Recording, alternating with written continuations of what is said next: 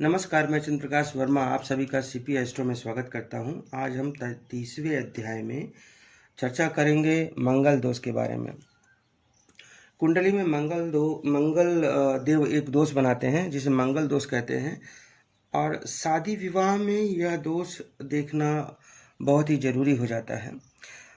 आइए हम जानते हैं यह दोष कब बनता है, मंगल दोष का निर्माण कब होता है। अगर किसी कुंडली में प्रथम, द्वितीय, चतुर्थ, सप्तम, अष्टम और दसम भाव में, द्वादश भाव में, पुनः सुनिए, अगर किसी कुंडली में प्रथम, द्वितीय, चतुर्थ, सप्तम, अष्टम और द्वादश भाव में मंगल देव विराजमान होते हैं कुंडली में, उस केस में मांगलिक दोष का निर्माण होता है। मंगल दोष होने पर विवाह में बाधा तो आती ही है, और जो व्यक्ति का, जातक का स्वभाव होता है वह भी गुस्सैल सा हो जाता है। वैवाहिक जीवन शांतिपूर्ण नहीं रहता है। ये इसके लक्षण है। एक तो विवाह में बाधा आती है, दूसरा वैवाहिक जीवन शांतिपूर्ण नहीं रहता है। हालांकि 28 वर्ष की उम्र के बाद मंगल दोष का प्रभाव थोड़ा सा कम हो जाता है, लेकिन खत्म नहीं होता है। जो ये मंगल दोष या मांगलिक दोष है, इसके नष्ट होने के कुछ नियम भी हैं। पहला है योग कारक। मंगल देव अगर योग कारक हैं तब 1, 2, 4, 7, 8 और 12 भाव में बैठने के बावजूद भी व्यक्ति मांगलिक नहीं होता। अगर मंगल देव योग कारक है कुंडली में, तो भले ही मंगल देव 1, 2, 4, 7, 8 या 12 घर में हों, तब भी मांगलिक दोष नहीं लगेगा।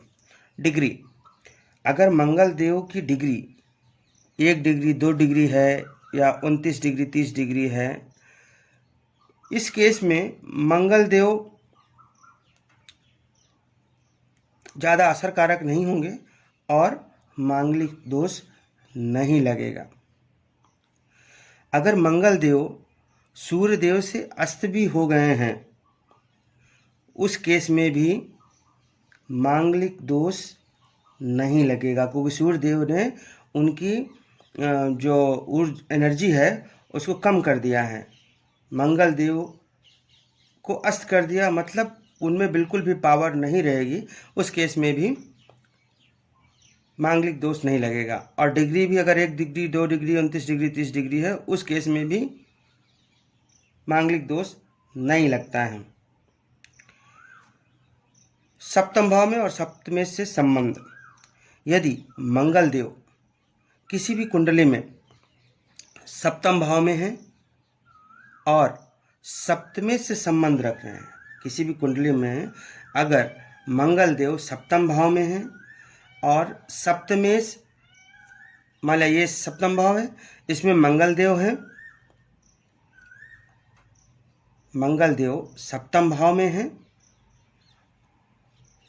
और जो सप्तमेश है वह इसी सप्तम भाव में आकर बैठ जाएं, या फिर सप्तमेश की इस भाव पर दृष्टि आ जाए, तो भी मंगल देव से संबंधित यह मंगल दोष नष्ट हो जाता है।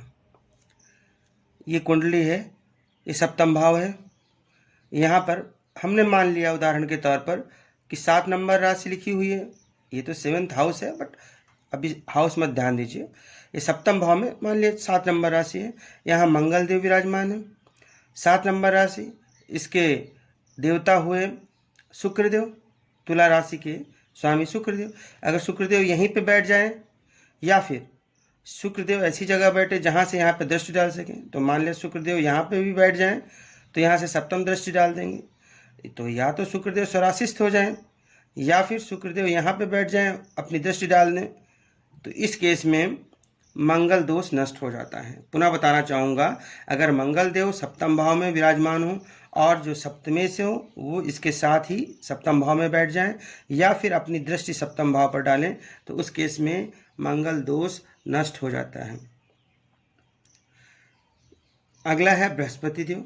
बृहस्पति देव के साथ अगर मंगल देव बैठे हों, किसी भी कुंडली में अगर बृहस्पति देव के साथ मंगल देव बैठे हों, भले ही वो 1, 2, 4, 7, 8 और 12वां घर में ही क्यों ना हो, 1, 2, 4, 7, 8, 12 घर में मंगल देव बृहस्पति देव के साथ बैठे हों, या फिर बृहस्पति देव की मंगल देव पर दृष्टि पड़ रही हो, उस केस में भी मंगल दोष समाप्त हो जाता है। अगला है मारक और स्वयं की राशि। अगर मंगल देव मारक हैं और स्वयं की राशि में हैं, मंगल देव मारक हैं और स्वयं की राशि में ही वो विराजमान हैं, भले ही वो 1, 2, 4, 7, 8 या 12 घर में बैठे हों, मारक हैं, इन घरों में बैठे हैं, स्वयं की राशि में विराजमान हैं, तो मंगल देव अपने ही घर को खराब नहीं करते हैं और उस केस में मंगल दोष समाप्त हो जाता है। अगर मंगल देव उच्च राशि में विराजमान है, मंगल देव इन घरों में बैठे हैं, 1, 2, 4, 7, 8, 12 घर में बैठे हैं और अपनी उच्च राशि में हैं, मंगल देव की उच्च राशि 10 नंबर राशि उसमें बैठे हैं, उस केस में भी मंगल दोष समाप्त हो जाता है, मंगल दोष नहीं माना जाएगा। अगर पति पत्नी के जो गुण मिलान होता है उसमें 27 से अधिक गुण मिल रहे हों, उस परिस्थिति में भी मंगल दोष समाप्त हो जाता है।